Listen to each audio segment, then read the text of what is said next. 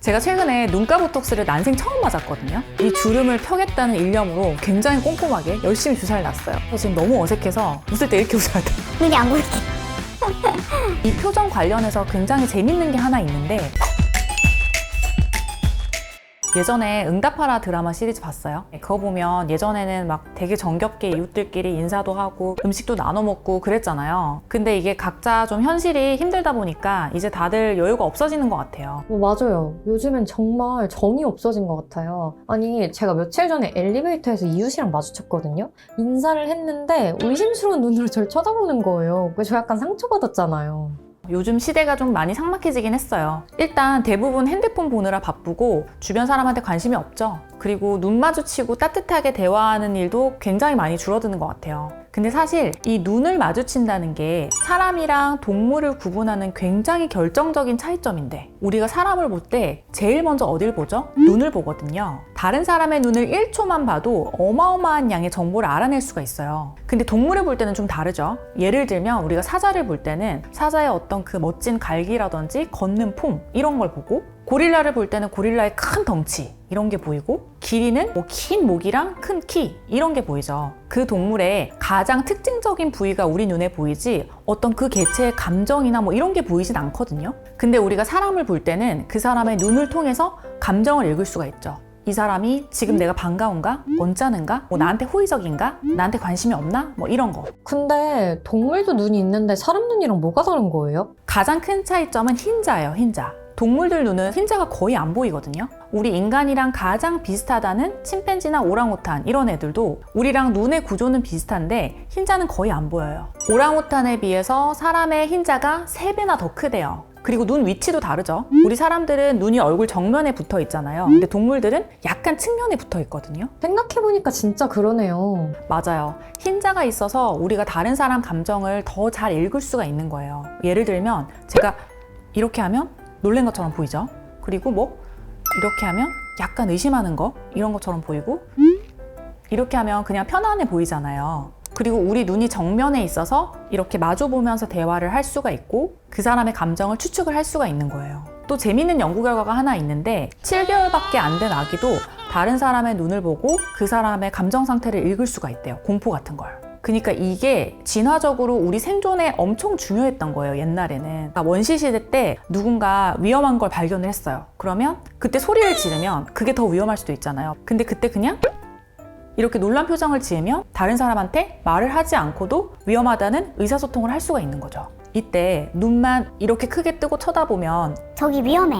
이렇게 말을 안 해도 서로 의사소통을 할 수가 있는 거죠. 근데 요즘에는 사람들끼리 눈을 잘 마주치질 않으니까 이렇게 PD님처럼 세상이 좀 삭막해졌다라고 느끼는 사람들이 많아진 것 같아요. 그런가 봐요. 눈으로 감정을 안 주고받으니까 삭막하게 느껴지나 봐요. 근데 아까 눈을 마주치는 게 사람이랑 동물의 차이라고 했잖아요.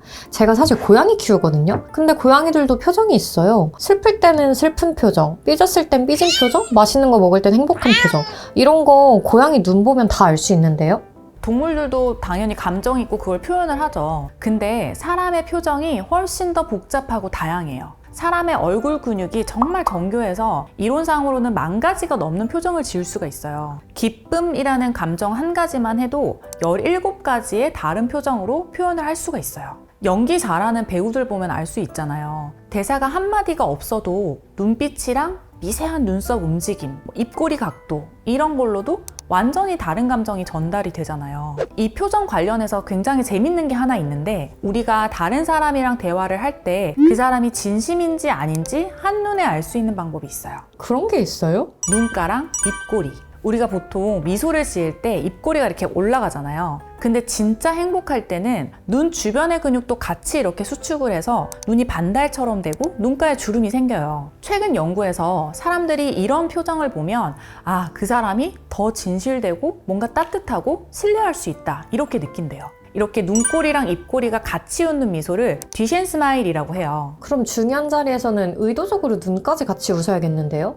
이거 반은 맞고 반은 틀린 얘기인데, 우리가 연습을 하면 이 듀셴 스마일을 어느 정도 의도적으로 만들 수 있는 건 맞아요. 근데 진짜로 행복해서 짓는 미소랑 의도적인 미소가 미세하게 다르대요. 이게 사진 같은 걸로 포착하기에는 굉장히 어려운데 우리 사람들이 그 차이를 무의식적으로 알아낸대요. 어느 정도는 그런 척 할 수 있지만 100%는 아닌 거죠. 그럼 손님을 상대하는 직업을 가지신 분들은 좀 특히 조심스러울 것 같아요. 그래서 이런 게 좀 걱정되는 분들은 보톡스 같은 시술도 조심스럽게 맞아야 돼요. 왜요? 이거 얘기하려면 내 얘기를 해야 되는데 제가 최근에 눈가 보톡스를 난생 처음 맞았거든요. 아니 이게 맨날 놓기만 하다가 저도 이제 나이가 나이인지라 웃을 때 막 주름이 생기니까 너무 보기 싫은 거예요. 그래서 이 주름을 펴겠다는 일념으로 굉장히 꼼꼼하게 열심히 주사를 놨어요. 그래서 주름은 안 생기는데 이게 맞고 나서 지금 너무 어색해서 웃을 수가 없어. 웃을 때 이렇게 웃어야 돼. 눈이 안 보이게.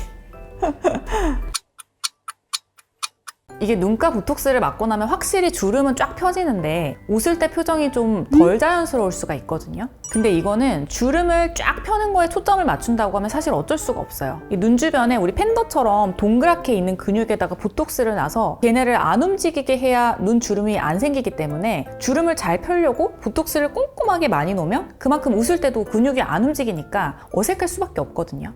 그럼 어떻게 해야 돼요? 이게 주름은 적당히 펴지고 적당히 어색하지도 않게 적당히 맞으면 좋은데 이 적당이라는 게 사람마다 되게 기준이 다르죠. 그래서 나는 주름이 잘 펴지는 게 중요한지 아니면 표정이 어색하지 않고 자연스러운 게 더 중요한지 이런 걸 한번 생각해 보시고 맞기 전에 선생님이랑 같이 한번 얘기를 해보시면 도움이 될 수 있을 것 같아요. 그리고 사람이랑 동물을 딱 봤을 때 눈 말고도 되게 중요한 차이점이 있는데 뭘까요? 바로 피부예요, 피부. 왜냐면 대부분의 동물들은 사실 털로 덮여 있잖아요. 근데 우리는 털이 거의 없죠. 물론 예외인 분들도 있지.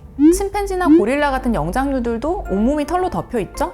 근데 우리는 털이 거의 없잖아요. 인간이 점점점 진화를 하면서 털이 줄어들었다. 이런 이론이 있어요. 털이 이렇게 줄어든 덕분에 우리 피부는 또 다른 중요한 역할을 하게 됐어요. 무슨 역할이요? 감정 표현. 우리가 얼굴이 확 붉어지면 부끄럽다든지 화가 났다는 걸 알 수 있고 또 창백해지면 뭐 겁을 먹었다 이런 걸 알 수 있잖아요. 맞아요. 저는 사람들이 절 쳐다보거나 아니면 부끄러우면 얼굴이 엄청 빨개지거든요. 실제로 그렇게 안면 홍조가 있어서 레이저 치료를 하러 오시는 분들이 꽤 많아요. 온도 변화가 미세하게 있거나 아니면 작은 감정 변화에도 얼굴이 쉽게 빨개지시는 분들이 있거든요. 내가 뭔가 긴장했다거나 부끄럽다거나 이렇게 내 감정이 드러나 보이는 거기 때문에 사회생활을 하시는데 불편감을 많이 느끼는 것 같아요. 그리고 감정뿐만이 아니라 피부가 우리 건강 상태를 보여주기도 해요. 예를 들면 간이나 신장이 굉장히 많이 안 좋은 분들은 피부색이 굉장히 칙칙하고 좋지가 않거든요. 그리고 그렇게 심각한 병이 아니더라도 우리가 몸이 좀 안 좋으면 안색이 좀 창백해 보이잖아요. 사람이 털이 거의 없는 이유가 진화론적으로 피부 상태가 그 사람의 건강이랑 나이를 더 잘 드러내기 때문에 피부에 털이 적은 사람이 털이 많은 사람에 비해서 성적 매력이 더 높고 그래서 털이 점점점 없어지는 쪽으로 진화했다. 이런 얘기도 있어요.